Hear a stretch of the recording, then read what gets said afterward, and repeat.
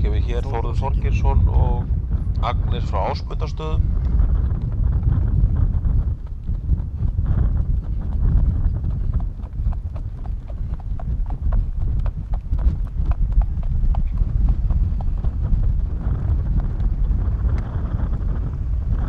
Agnar frá Ásmundarstöðum er móðir í Silfutoppar frá Höfnum en ættar hennar ekki getið í skrá.